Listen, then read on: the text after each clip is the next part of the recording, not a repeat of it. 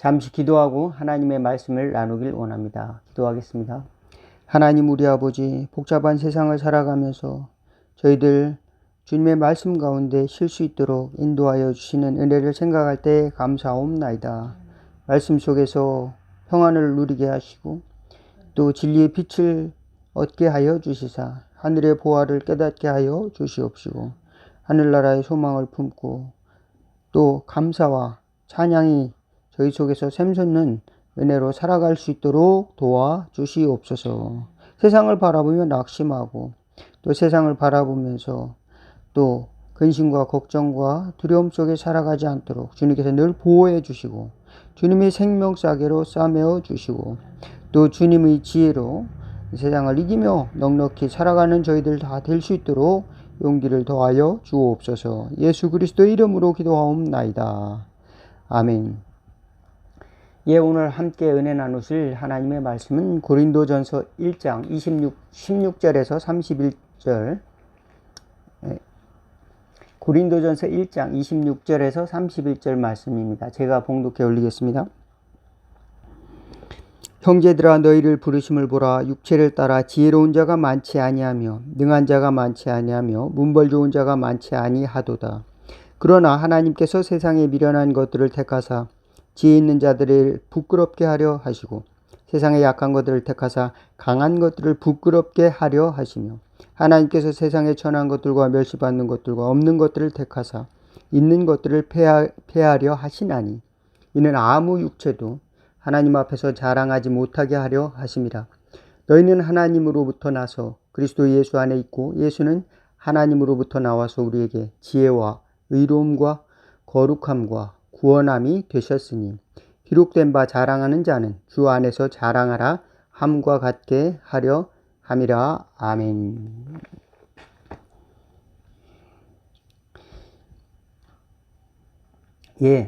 많은 사람들이 세상에 살아가면서 결핍, 곧 부족함을 느끼게 됩니다. 부족함을 느끼게 되면서 사람들은 부러움을 가지고 살아가죠. 저도 어렸을 때 부러운 사람들이 많이 있었습니다. 집안이 좀 부자인 사람은 참 좋겠다. 사고 싶은 걸 다 살 수 있으니까. 좋은 옷도 사고, 좋은 교재도 살 수 있고, 학교 다닐 때 또 장난감도 살 수 있고, 어렸을 때는 좋은 장난감을 친구들이 가지고 놀면 너무 부럽습니다. 그러면 그것도 나도 사고 싶고, 또 저는 어렸을 때 스케이트를 타는 친구가 부러웠어요. 신발 있잖아요. 스케이트를 타는 친구가 부러웠습니다. 저는 어렸을 때 이제 스케이트를 신고 타는 것이 아니라 나무로 만든 썰매 같은 그런 거를 탔었습니다. 하여간 그거라도 탈 수 있는 것이 참 즐겁고 행복한 시기였습니다. 하여간 나보다 좀 더 좋은 걸 가지고 있고 또 탁월한 사람들 보면 부러웠습니다. 또 그림을 잘 그리는 사람을 보면 또 부러웠어요. 또 공부를 잘하는 사람을 보면은 와, 저 사람은 IQ가 또 좋고 공부도 잘하고 천재다. 그러면 참 부러웠습니다. 그런데 어렸을 때 지나고 나서 또 점점 성년이 됐는데 가끔 또 부러울 때가 있어요. 어떤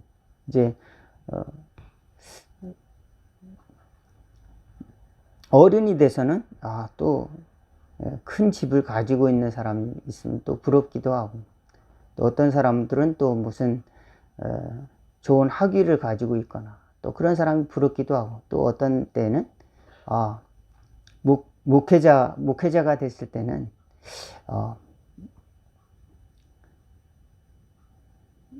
큰 교회를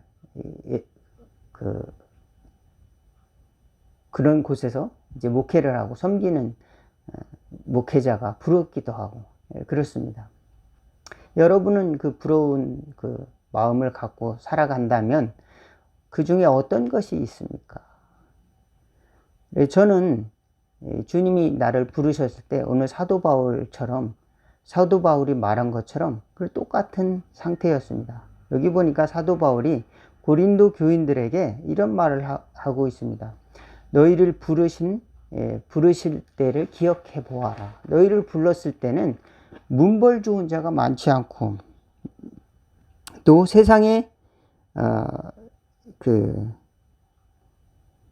세상에 탁월한 자, 세상에서 인기 많은 자, 유명 인사들이 또 많지 않고 또 부자들이 많지 않고 세상에 별로 가진 것도 없고 또 세상에 탁월하지 못한 그런 사람들, 또 많이 가지고 있지 않고 그런 사람들이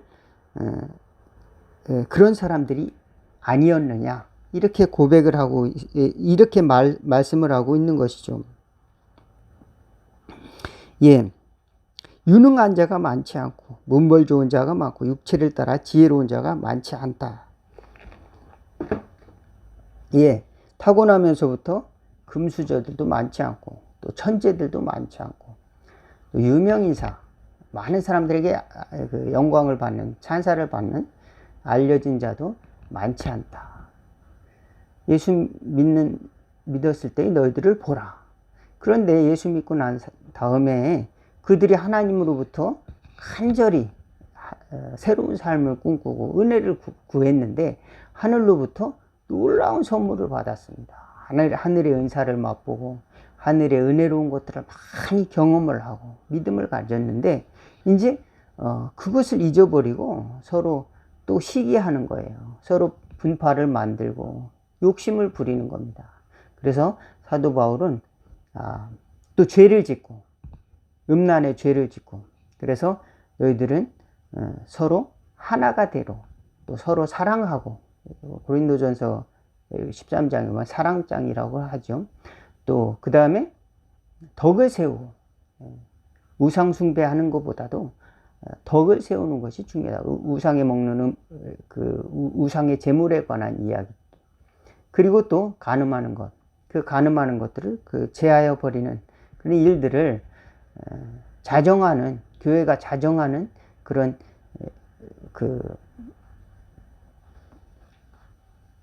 자정하는 시스템을 갖도록 이렇게 권고를 하고 있습니다. 그렇습니다. 우리가 예수님 믿는다고 해서 바로 우리의 본성이, 죄를 질 수 있는 본성이 그저 딱 잘라지는 것이 아니라 우리가 늘 그것들이 본성적으로 있다는 것을 깨닫고 우리가 선택을 해야 됩니다. 무엇을 선택해야 될까요? 하나님이 나에게 이러한 상태에서, 이렇게 연약하고 또 부족하고 주변화된 상태에서 하나님이 나에게 지혜를 주셨는데 그 지혜를 붙들어야 되겠구나, 이런 결단을 내리시기를 바라겠습니다. 그 지혜는 정말로 귀한 것입니다. 하나님이 주신 선물인데 그 지혜는 누구에게 주셨는가? 저와 여러분에게 주셨다고 하는 것입니다. 어떤 지혜냐? 구원에 이르는 지혜입니다. 하늘나라를 얻는 지혜입니다. 이 소중한 지혜를 주셨는데 이것을 붙들어야 된다는 것입니다. 이것을 붙들어야 저와 여러분들은 생명을 얻을 수 있는데, 간혹 가다가 하나님이 주신 이 값진 지혜를 잊어버리고 사단 마귀에게 속아서 세상이 주는 그 지혜를 찾아가는 경우도 있습니다. 세상이 주는 지혜롭기도 하고 지혜롭게 보이기도 하고 또 보암직도 하고 지혜롭게 보이기도 하고 탐스럽기도 한 그 열매, 그것들을 구하는 것입니다. 마치 중력의 힘처럼 점점 우리를 끌고 가는 것입니다. 사람들이 부러워하는 것을 같이 부러워하고 또 사람들이 추구하는 세상의 욕망을 같이 추구하는 겁니다. 신약 성경에서 예수 그리스도께서 천국을 비유로 말씀하시기를, 천국은 밭에 감추인 보화와 같다. 사람들이 이를 발견한 후에 자기의 모든 것을 팔아서 그 밭을 샀느니라. 모든 좋은 것을 다 팔아서 밭을 샀습니다. 밭 전체를 다 샀습니다. 이 얼마나 놀라운 일입니까? 그러니까 우리에게 주신 이 지혜라고 하는 것은 세상 사람들이 가지고 있는 지혜, 세상 사람들이 추구하는 지혜, 이것보다 훨씬 더 탁월하고 차원이 높은 하나님의 선물이다. 이 하나님의 지혜라고 하는 것입니다. 우리가 세상에서도 이런 그 지혜를 말하는데, 세상에서도 지혜를 말하는 그 지혜도 사람들이 좋은 대학을 나왔다고 해서 다 행복하거나 또 삶을 잘 살아가는 것이 아니다 라는 것을 말하고 있습니다. 또 사람들이 지식이 많다고 해서 그것을 잘 활용하는가, 그것을 잘 유익을 위해서 사회를 위해서 또는 자신이 정말 살아가야 되는 꼭 필요한 것을 위해 살아가는가 하는 것은 조금 다른 문제라고 하는 것입니다. 지식을 많이 얻었다 하더라도 그것을 잘 좋은 방향으로 사용하는 지혜가 있는 사람이 있는가 하면은 그것을 가지고 오히려 잘못된 방향으로 지식을 사용하다 보면은 그것이 오히려 독이 된다라고 하는 것입니다. 그 지식을 차라리 얻지 않았더라면, 자기가 교만해지지 않았을 수 있을 텐데, 그것을 차라리 얻지 않았더라면 더 큰 악을 저지르지 않을 수도 있었는데, 그것을 추구하다 보니까 더 큰 사회의 악을 추구하는 존재가 되었다라고 한다면 이 얼마나 불행한 일입니까? 세상의 지혜를 얻기 위해서, 정말로 결핍을 채우기 위해서 다른 사람보다 얼마나 많이 노력을 했겠습니까? 공부도 많이 하고 또 쉬는 시간도 아끼고 또 그래서 열심히 공부를 해서 그것을 오히려 다른 사람의 해를 끼치는 일을 한다면 그 얼마나 불행한 일이겠습니까? 그렇지만 하나님께서는 타고난 달란트도 없고 타고난 건강도 없고 타고난 부도 없고 금수저로 태어나지 않는다 할지라도 하나님께서 하나님의 나라의 보화를 깨닫게 해주신 사람이 있습니다. 어쩌면 사도 바울과 같은 사람이라고 할 수 있습니다. 사도 바울은 어쩌면 타고난 그런 지혜로운 지식을 타고나지 않았을 수도 있습니다. 열심히 공부해서 가말리엘 문화에서 정말로 힘들게 공부를 해서 그 율법을 공부를 했는데, 그래서 거기서 최선을 다해 노력을 했는데 그것으로 인해서 오히려 예수 믿는 사람을 핍박하고 있었습니다. 사도 바울이 큰 부자였다 이란 이야기는 나오지 않습니다. 어쩌면 그 속에는 목마름, 진리를 향한 목마름이 이렇게 차고 있었습니다. 그가 남길 수 있었던 열매는 가시밭에 엉겅퀴와 같은 열매였습니다. 그리고 그 가시밭의 가시는 자기를 찌르고 있었습니다. 그 율법의 열매를 아무리 스스로 노력을 해서 자기 의와 자기 그 계획과 목표를 가지고 자기가 생각하는 추구하는 그 지혜를 찾아서 그 모세 율법을 위해서 예수 믿는 사람들을 십자가에 못 박는 것을 당연하게 생각하고 스데반이 죽는 것을 오히려 당연하게 생각하고 예수 믿는 사람들을 감옥에 가두고 이런 일들을 앞장서서 한 사람이 사도 바울인데, 사도 바울에게 하나님이 예수님이 나타나셔서 사울아 사울아 내가 나를 왜 핍박하느냐 하고 물어보시죠. 주님 누구십니까? 그때 빛이 비추면서 눈이 멀게 되죠. 사도 바울은 자기가 가지고 있는 지식, 자기가 가지고 있는 경험, 이런 것들이 새로운 지식, 새로운 지혜에 관해서는 전혀 알지 못하는, 하나님이 주신 지혜와 하나님이 주신 그 은혜에 대해서는 전혀 무지한 것이라는 것을 깨닫고 자기가 배운 것은 배설물과 같은 것이다. 하나님의 은혜를 생각해 보니, 하나님의 나라를 생각해 보니 아무것도 아니다라는 것을 깨닫고 그것을 배설물, 한마디로 말하면 똥처럼 여겼다는 겁니다. 얼마나 열심히 노력하고 수고하고 이렇게 해서 가말리엘 문화에서 최고의 학식을 배웠는데 쉬지 않고 노력을 해서 온 젊음을 불태워서 그 공부를 했는데 그것이 똥과 같은 것이었다. 이렇게 고백을 하는 것입니다. 그는 하나님이 주신 구원의 지혜를 발견하고 나서 모든 것을 거기에다가 쏟아부었습니다. 그리고 자신의 인생을 걸어버렸습니다. 나는 이 복음을 위해서 나는 부름을 받았다. 나는 2번 태어난 존재다. 나는 이 복음을 위해서라면 내가 죽어도 내 죽음도 조금 더 귀한 것으로, 생명도 조금 더 귀한 것으로 여기지 아니하겠다. 나의 달려갈 길과 하나님이 나에게 주신 사명, 곧 생명의 복음을 증거하려 하면은 나의 생명을 조금 더 귀한 것으로 여기지 않겠다 라고 하고 그 모든 것을 거기에다가 걸어 버립니다. 여러분, 예수 믿는다고 하면서 저와 여러분이 때로 부러운 것이 있지 않습니까? 저도 부러운 일들이 가끔 생각이 날 때가 있어요. 일상적인 부러움입니다.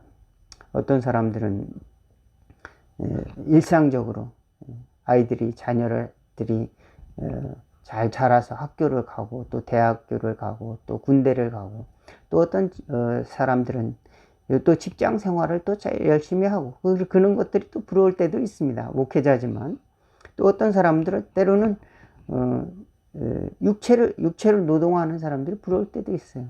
예, 일상적인 일.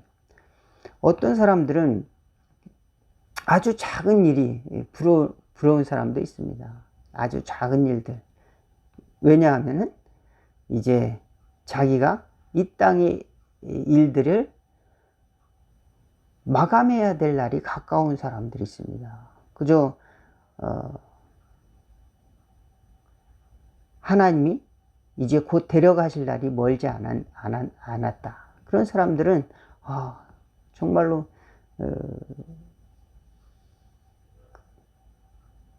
스스로 걸어가고 스스로 여행을 하고 또 스스로 어떤 일들을 하고 또 시간이 이제 살아가야 될 시간이 많은 사람들, 또 젊은이들, 그런 사람들을 굉장히 부러워하기도 하고 또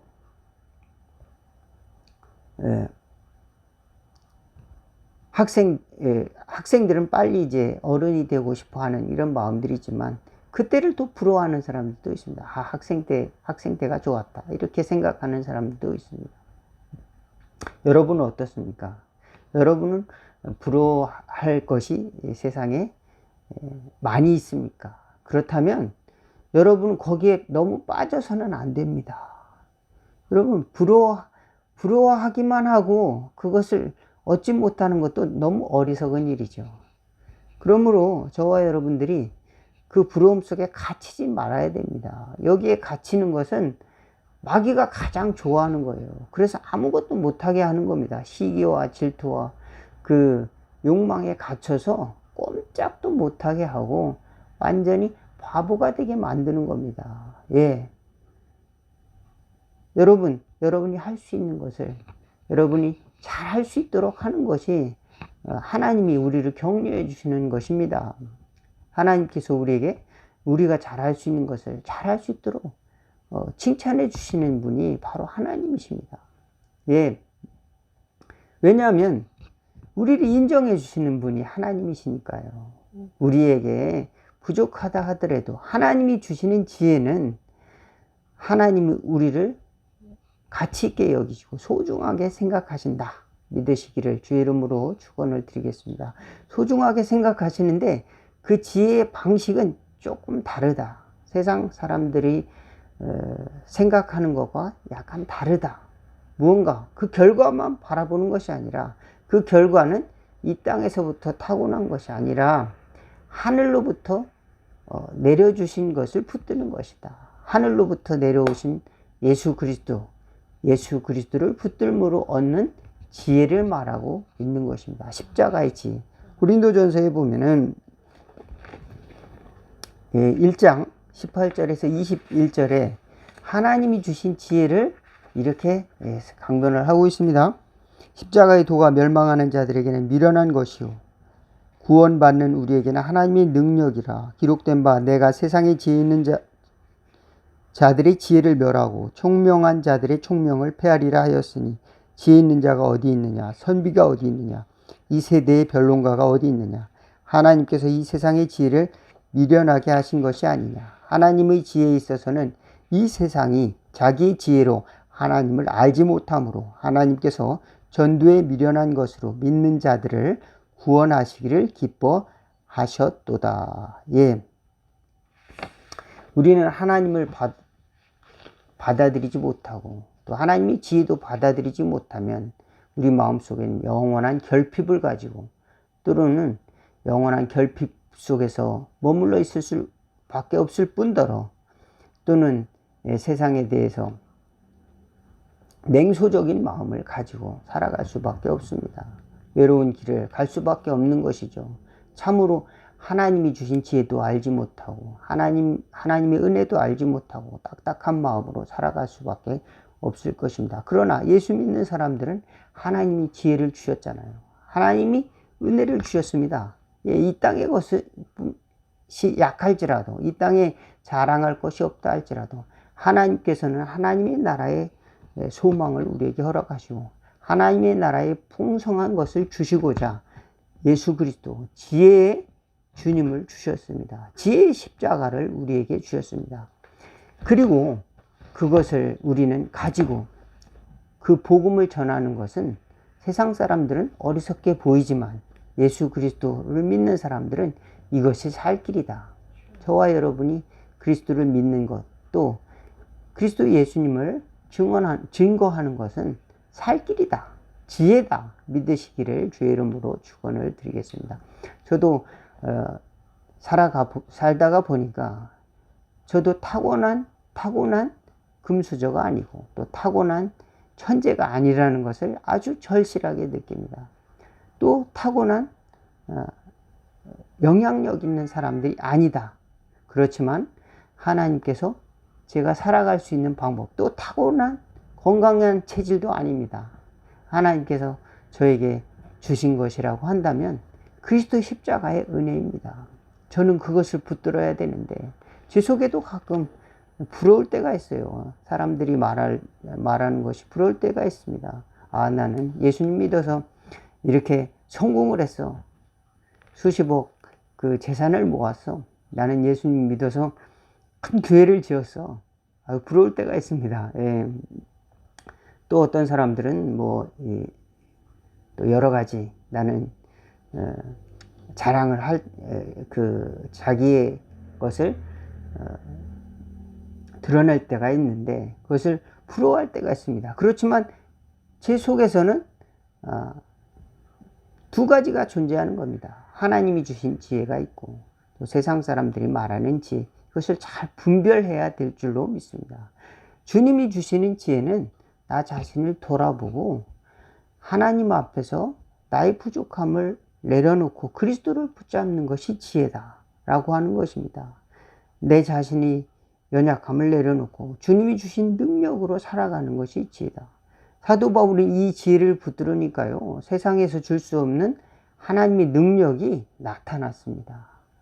병든 자도 하나님이 고쳐주셨고 또 그를 통해서 많은 사람들이 용기를 얻고 교회들이 개척이 되고 부흥을 경험하게 되고 사도 바울을 통해서 수많은 하나님 나라의 복음이 전파되고 은사가 나타났습니다.